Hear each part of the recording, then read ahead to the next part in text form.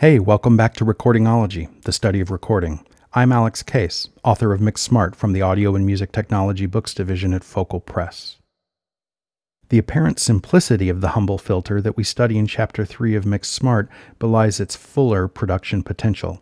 A high-pass filter allows high-frequency content through while attenuating the lows. A low-pass filter does the opposite, allowing low-frequency content through while attenuating the highs. But to fully appreciate the meaning, we focus on two key questions. What is the slope of the filter where it attenuates, and what happens in the passband? Regarding slope, there's a range of values that might reasonably be offered by a filter. 6, 12, 24, or more decibels per octave are common, and often the faceplate of the gear gives you no clue. A filter might just be a button, perhaps simply labeled 80 Hz. That tells you the filter is 3 dB down at 80 Hz. As 80 Hz is a low frequency, it also implies that this is a high-pass filter cutting below and passing above. But it doesn't tell you how steeply that cut is implemented. To use a filter wisely, you often have to, and I can't believe I'm going to say this, read the manual. You want to know the slope. Shown here are some very handy and great sounding filters from API.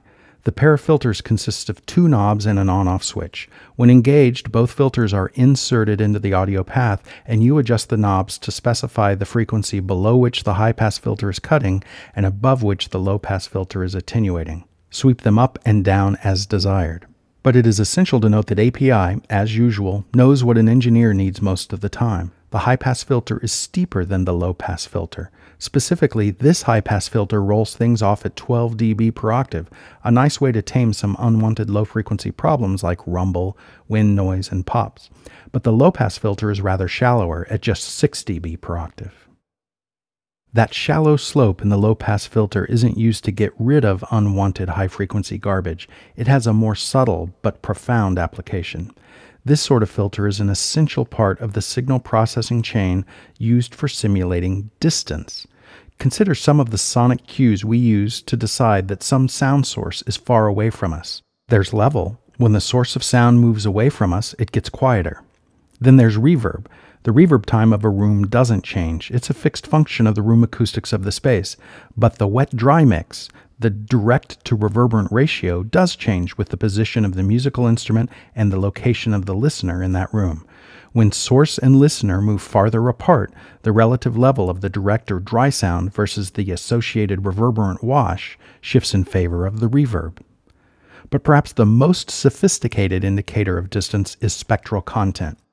As sound travels through the air, it is treated to some complex filtering, driven by the distance it travels and the qualities of that air, its temperature, humidity, pollution, wind, etc.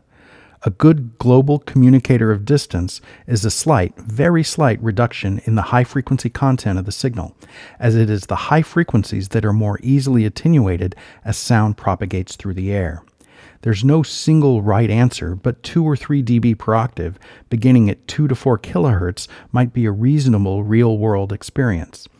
That is often too subtle for music production, so this relatively shallow 6 dB per octave filter can be a great tool for simulating, actually overstating, distance. Start at maybe 4 kHz and adjust to taste.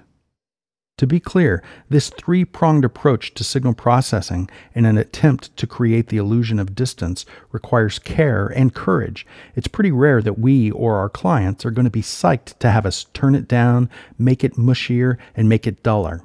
When you dial in these settings, you have to keep sight of the production goal to simulate distance and evaluate the track you are processing very much in the full context of the mix. Soloed, the track will indeed disappoint, getting quieter, wetter, and murkier.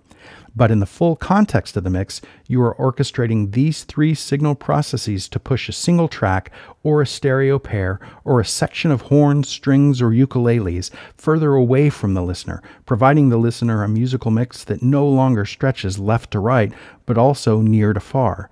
Filters, used by pros and overlooked by rookies. Use them to help your mixes become bigger, deeper, more ornate, more sophisticated. I'm Alex Case. Thanks for clicking at Recordingology, the study of recording.